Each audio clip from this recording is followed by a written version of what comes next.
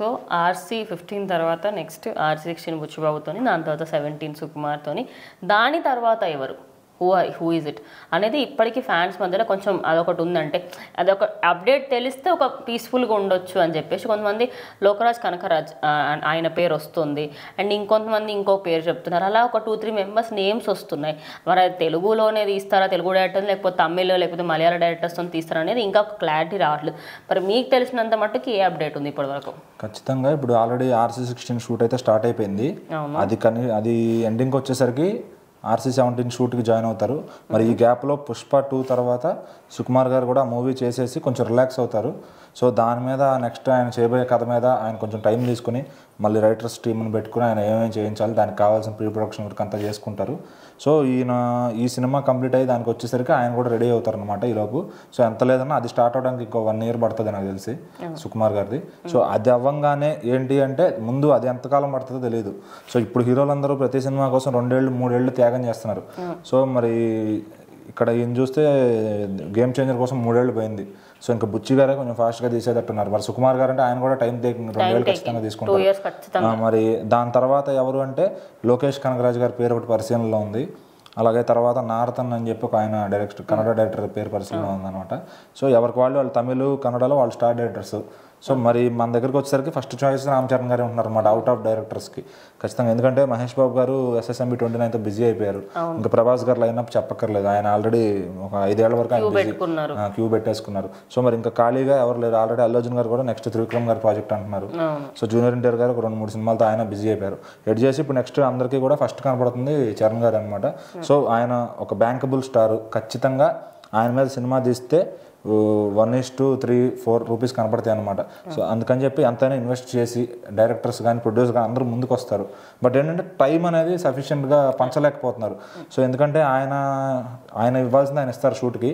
So డైరెక్టర్లు ఎంత ఫాస్ట్గా చేసుకోగలిగితే వాళ్ళకి అంత ఫాస్ట్గా సినిమా అయిపోద్ది అనమాట.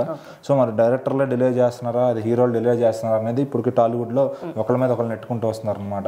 సో ఎందుకంటే డైరెక్టర్లు కొంత టైం తీసుకోవచ్చు, లేదా హీరోలు కొంత టైం గ్యాప్ ఇచ్చి వాళ్ళు టూర్స్కి వెళ్ళి వాళ్ళు టూర్లకు వెళ్ళి అక్కడ గ్యాప్ ఇచ్చి, మన పుష్ప షూట్కి అదే జరిగింది, మహేష్ బాబు గారి షూట్లకి అదే జరుగుతుంది, టూర్లు మధ్య ఫ్యామిలీ టూర్. ఎందుకంటే వాళ్ళ పిల్లల కోసం వాళ్ళ టైం ఇవ్వడానికి వాళ్ళు హీరోలు వెళ్తారు అనమాట.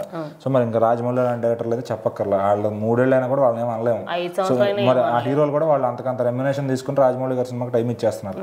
సో మరి ఇప్పుడు ప్రభాస్ గారిని కానీ చరణ్ గారిని కానీ ఫాస్ట్గా పుష్ చేయగలిగితే డైరెక్టర్లు వాళ్ళ నుంచి కొంచెం బ్యాంకబుల్ స్టార్స్ కాబట్టి ఫాస్ట్గా మనీ జనరేట్ అవుతుంది అనమాట. అటు డిస్ట్రిబ్యూటర్స్ కానీ పెద్ద హీరోలు అందుకే అంటారు ఒక సంవత్సరానికి ఒక సినిమా చేయాలని. సరే వీళ్ళు సంవత్సరం కాదు అట్లీస్ట్ 2 years కన్నా ఒక సినిమా చేస్తే బాగుండని కోరుకుంటున్నారు.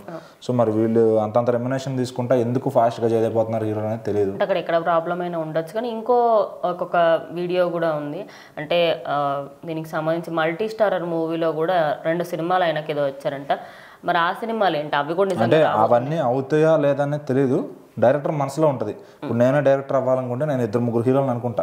బట్ ఆ ప్రాజెక్టు వన్స్ స్టార్ట్ అవ్వాలి. ఇప్పుడు ఆల్రెడీ మన గౌతమ్ తిన్ననూరి గారి డైరెక్షన్లో రావాల్సిన సినిమా RC16. బట్ ఆయన ఆ స్టోరీ విజయ్ దేవరకొండ గారి దగ్గరికి వెళ్ళిపోయింది, ఈయన క్యాన్సిల్ చేసుకున్నారు. ఆయనకి సెకండ్ మూవీ అనమాట జెర్సీ తర్వాత. సో మరి ఈ క్యాలిక్యులేషన్ ఎక్కడ జరిగింది, యూవీ ప్రొడక్షన్స్లో మరి ఎందుకు సినిమా క్యాన్సిల్ అయింది, ఎన్ని రీజన్స్ ఉంటాయి. మరి ఆ సినిమాని దాటి బుచ్చిబాబు గారి దాకా వెళ్ళారంటే మరి ఏదో మినిమం హీరో క్యాలిక్యులేషన్స్ హీరోకి ఉంటాయి, ప్రొడక్షన్ క్యాలిక్యులేషన్స్ ప్రొడక్షన్కి ఉంటాయి. మరి అటు యూవీ వాళ్ళు కూడా ఈయనకి ఫ్రెండ్సే మొత్తం అందరూ. అటు విక్కీ గారు కానీ ఆయనతో కలిసి ఈయన వీవీ మెగా ప్రొడక్షన్ కూడా స్టార్ట్ చేశారు. సో ఏంటంటే ఇప్పుడు ప్రొడక్షన్ కూడా ఈయన చేతిలో ఉంది, ఇబ్బంది ఏం లేదు. బట్ ఏంటంటే డైరెక్టర్స్ స్పీడ్ వాళ్ళు ఇప్పుడు అటు ప్రభాస్ గారిని మేనేజ్ చేయాలి యూవీ వాళ్ళు. ఇప్పుడు ఈయనతో కూడా ఒక సినిమా సైన్ అయితే ఉంది, అది డైరెక్టర్ ఎవరిని ఫిక్స్ చేస్తారు, వాళ్ళు ఈయనతో కాంబినేషన్ చేసుకుంటే బాగుంటుందని చాలా మంది కోరుకుంటున్నారు.